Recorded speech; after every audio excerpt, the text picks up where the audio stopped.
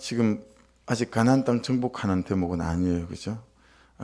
가나안 땅에 이르기까지 또는 가데스바네아 이후니까 수르 강야를 도는 그 과정, 그긴데요.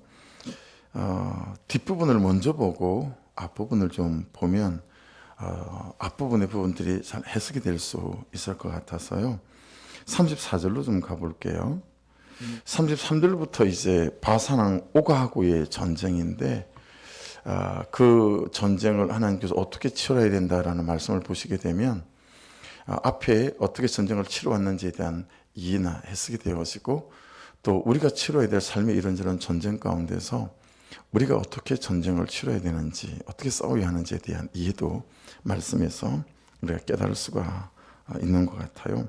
자, 34절을 보십시다. 33절부터 볼까요? 그들이 돌이켜 바산길로 올라가매 바산왕 옥이 그의 백성을 다 거느리고 나와서 그들을 맞아 에드리에서 싸우려 하는지라. 34절 여호와께서 모세에게 이르시되 그를 두려워하지 말라. 내가 그와 그의 백성과 그의 땅을 내 손에 넘겼나니 너는 헤스본에 거주하던 아모리의 왕 시온에게 행한 것 같이 그에게도 행할지니라 라는 말씀입니다. 이 34절 말씀이 이렇게 보시면 반복돼요. 반복이 반복되고 반복이 반복되고 또 반복되면 그것이 뭐죠? 그것이 원리예요. 그래서 성경에서는 싸움을 어떻게 해야 되는지 계속 이 원리들이 반복되어져 있습니다. 시대를 불문하고 왕을 불문하고 어떤 민족과 싸우는 것과 불문하고 이 계속 반복되어져요.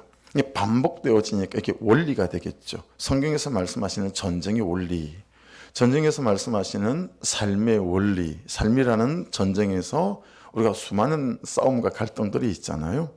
그런 싸움들을 어떻게 살아야 하는지, 이제 그는 갈등과 다툼과 삶이라는 전쟁에서 어떻게 싸워야 되는지, 이게 이제 원리가 되어지겠죠. 계속 반복되어지니까. 그래서 비록 지금은 아직은 이제 가나안 땅에 들어간 그런 정복 전쟁이긴 아니지만 이제 그 여정 가운데서 굉장히 치열한 그런 삶의 전쟁이 있고 또 영적 전쟁이 이제 있었잖아요. 그래서 이런 믿는 자들의 신앙생활이라고 하는 전쟁의 원리, 또 믿는 자들의 삶이라고 하는 전쟁의 원리, 이제 이런 것들을 어떻게 해가야 하는가. 자, 34절 먼저 보십시오. 여호와께서 모세에게 이르시되, 여러분, 하나님은 말씀하신다가 첫 번째 원리예요. 하나님은 말씀하신다. 말씀이 먼저다라는 거죠. 하나님의 말씀이 먼저다라는 거예요. 이걸 항상 저와 여러분이 유념해야 합니다. 모든 삶의 전쟁, 이 하루도 저와 여러분이 삶이란 전쟁을 살아야 하잖아요. 직장에서 관계 속에서 살아야 하고 일 속에서 살아야 하죠. 그렇죠? 가족과의 관계에서 갈등들도 있고 여러 가지 싸움이 있잖아요. 그래서 항상 믿는 자들의 삶이라고 하는 전쟁터에서의 원리는 첫 번째, 말씀이 먼저다. 하나님은 항상 말씀하십니다. 하나님의 말씀이 먼저다.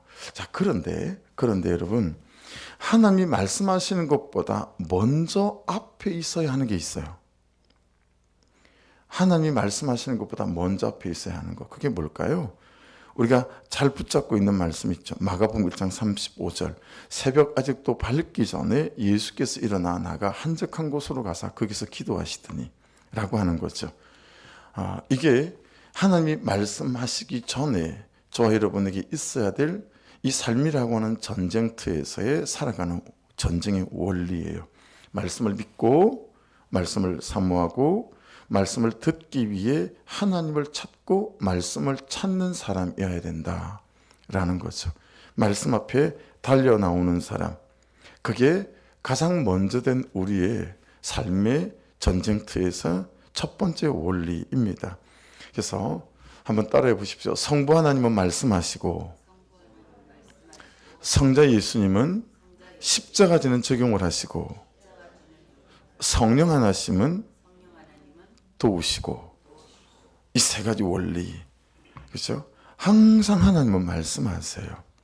그럼 성자 예수께서 십자가 지는 적용을 하셨으니 여러분 오늘을 사는 우리에게 있어서 하나님은 말씀이니까 말씀이 말씀하시면 우리는 뭐 해야 되죠? 십자가 지는 적용을 해야 돼요. 그렇죠? 남편에 대하여, 아내에 대하여, 자녀들에 대하여, 그렇죠?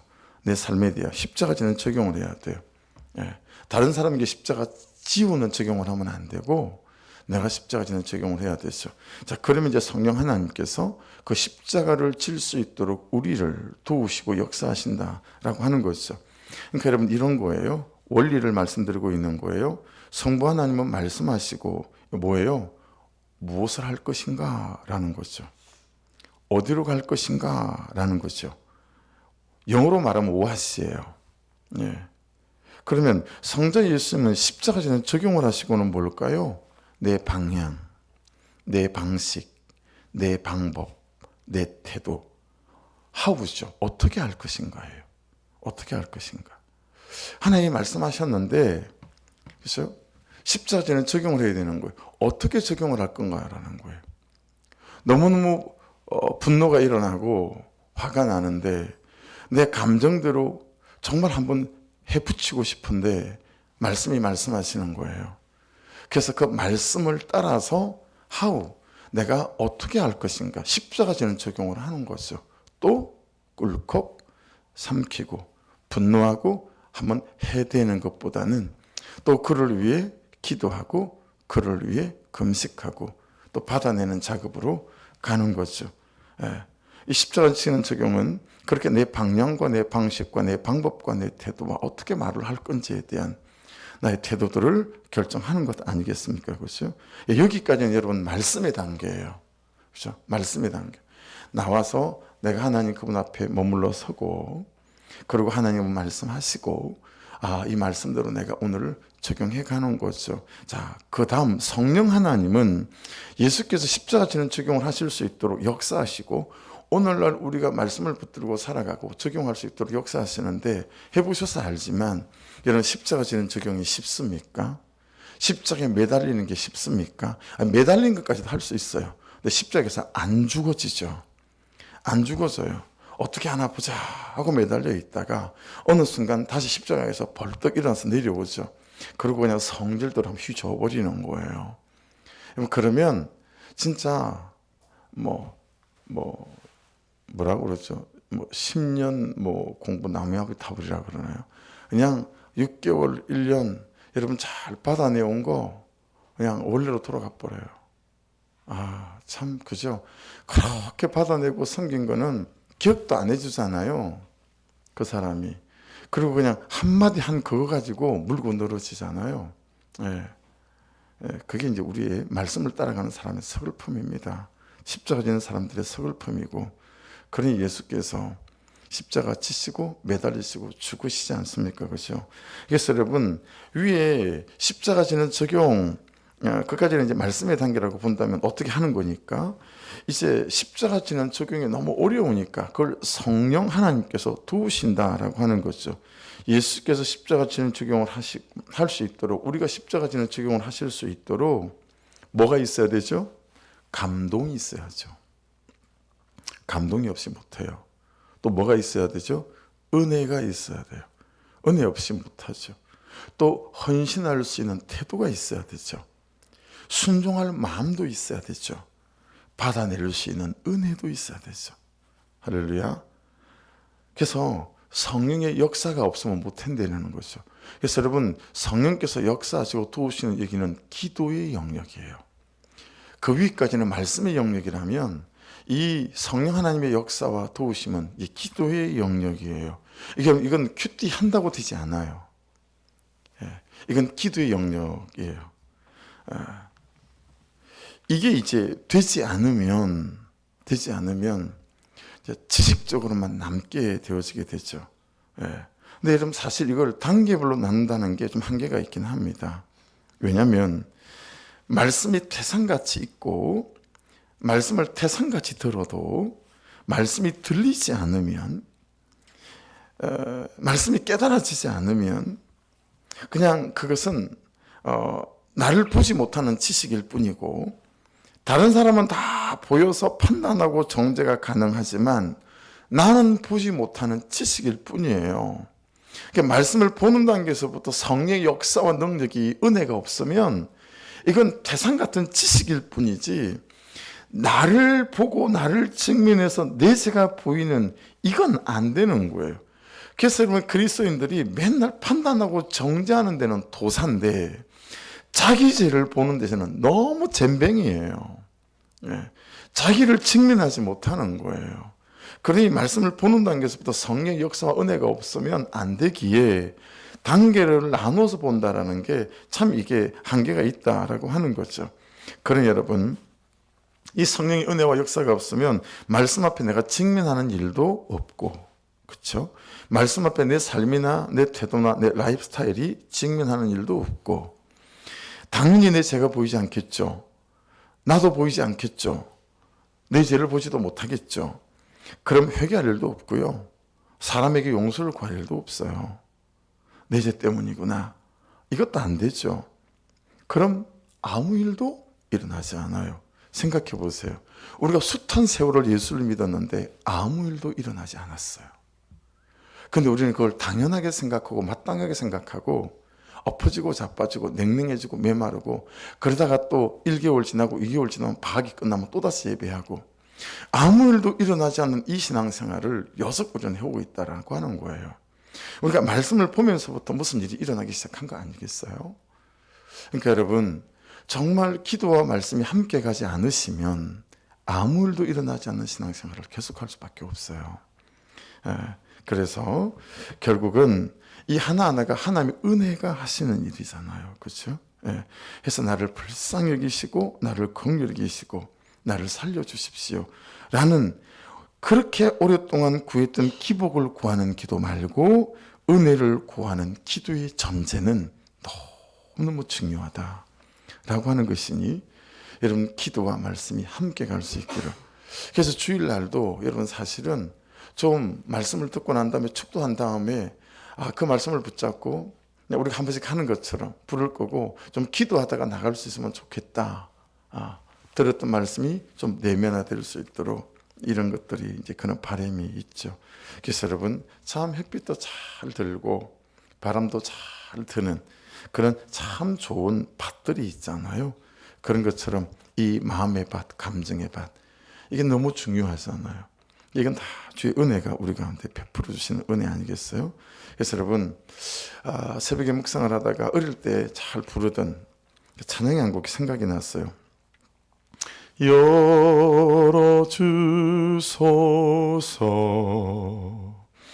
열어주소서,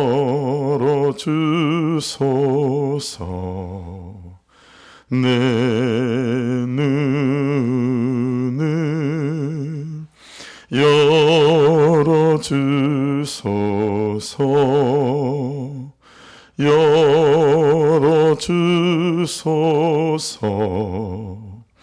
열어주소서.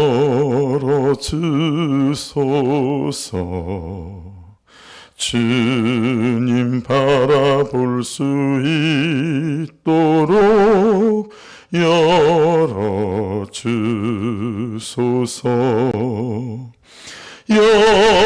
열어주소서,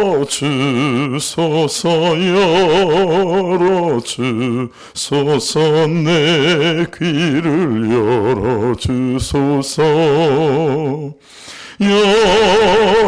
열어주소서, 열어주소서, 내 눈을 열어주소서.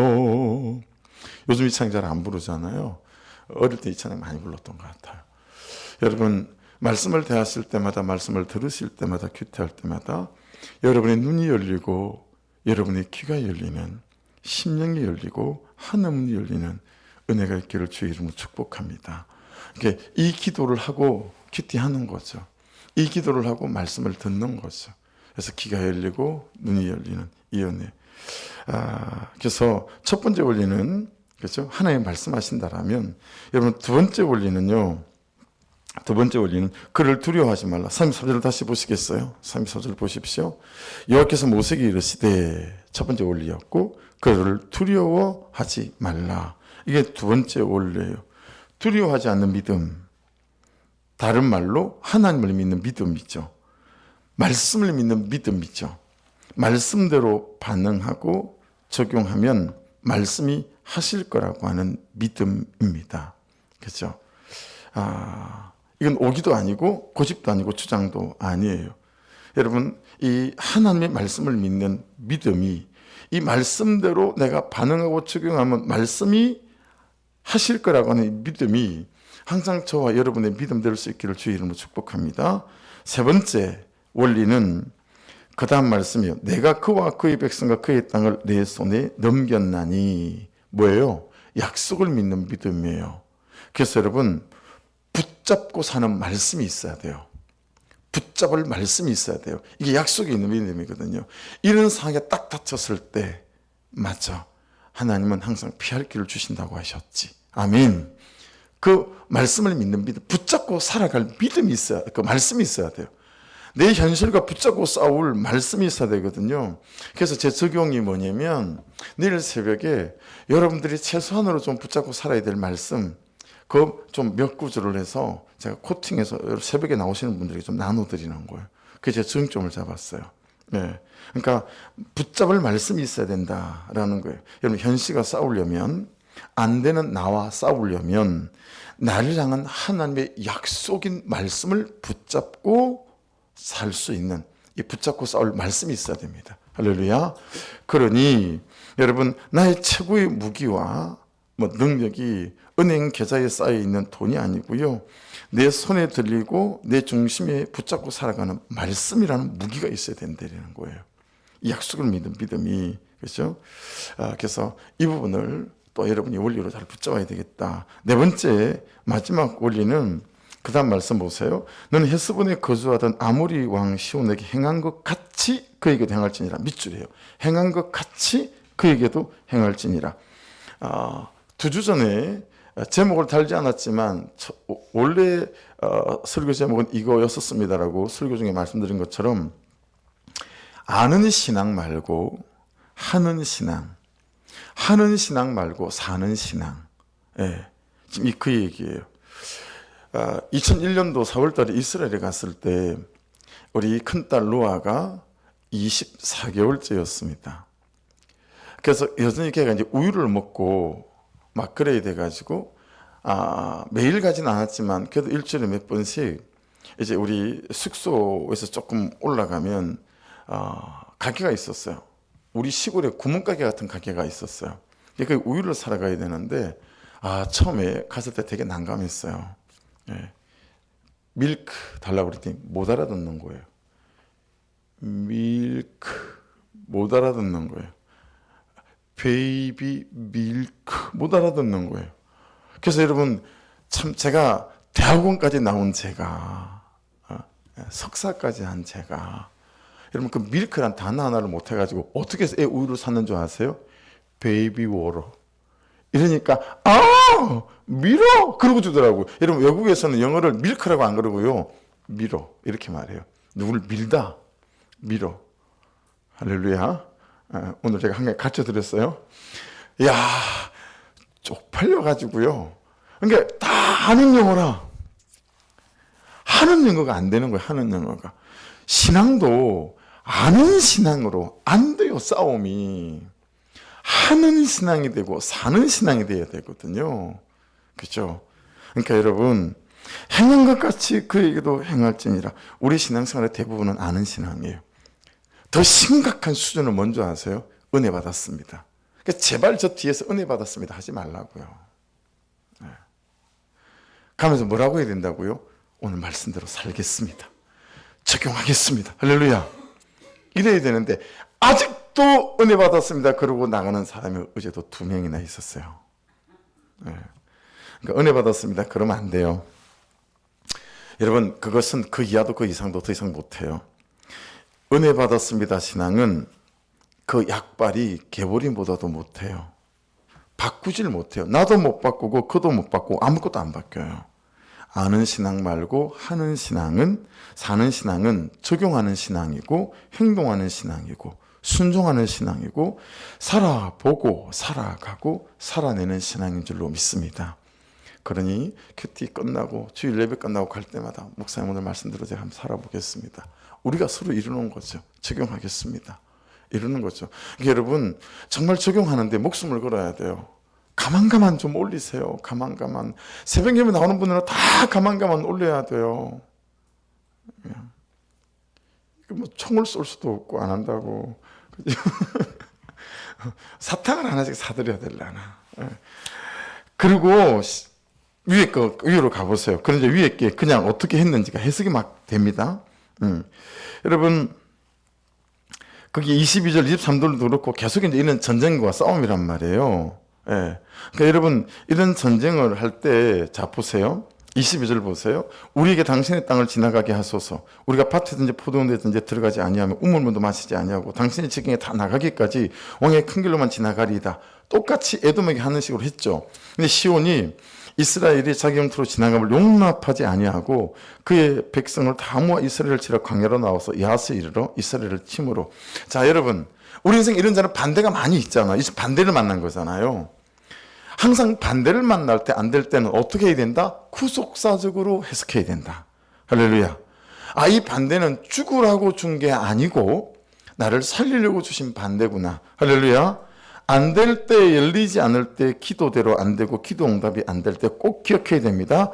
구속사적으로 해석하자. 따라하십시오. 구속사적으로 해석하자. 한 번 더. 구속사적으로 해석하자. 자, 구속사적으로 해석이 어떻게 되냐면 24절, 25절, 26절 보세요. 이스라엘이 칼날로 그들을 쳐서 무찌르고 그 땅을 아론에서부터 야복까지 점령하여 이스라엘이 이같이 그 모든 성읍을 빼앗고 그 아모리의 모든 성읍 헤스본과 그 모든 촌락에 거주하였으니 헤스본은 아모리 왕 시온의 도성이라 시온이 그 전 모압 왕을 치고 그의 모든 땅을 아르논까지 그의 손에서 빼앗았더라. 앞에서 다룬 말씀을 생각해 보세요. 그렇죠? 여러분 말씀을 적용한 거예요. 반대가 일어났을 때. 그렇죠? 은혜 받았습니다라고 끝내지 않고 그 반대 앞에서 어떻게 한 거죠? 내가 십자가에 달리기로 결정한 거예요. 그러면 여러분 이기는 역사가 빼앗는 역사가 나타납니다. 할렐루야. 이게 반대가 일어났을 때 구속사적으로 접근하는 거예요. 예. 그래서 반대를 안 되나 보다라고 끝내지 마시고 여러분 그 반대를 통해서 내가 적용을 하시게 되면 빼앗고 이기는 역사가 점령하는 역사가 일어나게 될 줄로 믿습니다. 28절 헤스본을 보세요. 헤스본에서 불이 나오며 시온의 성에서 하염이 나와서 모압의 아르바를 삼키며 아르논 높은 곳의 주인을 멸하였도다. 여러분 헤스본이 이렇게 땅들을 막 점령한 거예요. 그래서 29절에는 모압아 내가 화를 당했다. 그 모습의 백성아 내가 멸망했다. 그가 그의 아들들을 도망하게 하였고 그의 딸들을 아모리 왕이 시온의 포로가 되게 하였다. 근데 여러분 이런 헤스본을 누가 이기죠? 30절 보십시오. 우리가 그들을 쏘아서 헤스본을 디본까지 멸하였고 메드바에 가까운 노바까지 항폐하였도다 하였더라. 이스라엘이 아모리 땅에 거주하였더니 모세가 또 사람을 보내 야세를 정탐하게 하고 그 촌락들을 빼앗고 그곳에 있던 아모리인을 몰아내었더라. 여러분 따라하십시오. 말씀을 가진 자가, 성령이 충만한 자가, 말씀을 적용하는 자가 마지막에 이깁니다. 할렐루야. 마지막에 이기는 자가 되면 됩니다. 예. 예. 이 헤스본을, 이 말씀을 가지고 약속을 가진 이 사람들이 이기지 않습니까? 반드시 여러분 반대를 만날 때마다 붙잡고 싸울 말씀이 있어야 됩니다. 할렐루야. 그러니 여러분 내일 새벽에 나눠드릴 말씀 정도는 좀 외우십시오. 예. 내일 새벽에 쿠등에서 나눠드릴 말씀을 좀 외우십시오. 외우셔서 여러분 그런 삶의 반대가 만날 때 이 말씀을 딱 대입해서 맞아. 말씀 이리 말씀하셨지? 라고 그 약속의 말씀을 붙잡고 싸울 말씀이 있어야 된다. 할렐루야. 예. 그렇게 되면 오늘 이 본문에 일어났던 일들이 저와 여러분에게 일어날 수 있습니다. 말씀을 가진 자가 이기고요. 성령이 충만한 자, 믿음이 충만한 자가 마지막에 웃습니다. 마지막에 이길 줄로 믿습니다. 기도하겠습니다.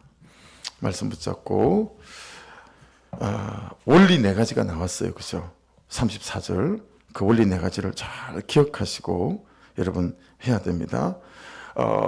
말씀의 역사, 성령의 역사, 큐티와 기도가 항상 같이 가야 된다는 거, 같이 가게 해달라고 기도하시고, 그리고 이 원리, 그래서 두려워하지 않는 믿음도 하나님은 말씀하시는 분이시고 붙잡고 잘 말씀이 있는 사람이 돼야 되고, 그리고 아는 생각 말고 사는 생각 되게 해달라고 기도하시고, 우리 선교사님들 놓지 마시고 기도해 주시고, 11월 12일 VIP 초대하는 시간 위해서 기도하시고, 그리고 이번 주에서 사무위원회 우리 교회에 행하시는 하나님의 역사와 말씀들이 또 분명히 해서 주의 뜻 가운데 서게 하여 주시옵소서. 우리 주여 한번 부르고 같이 기도 드리십시다.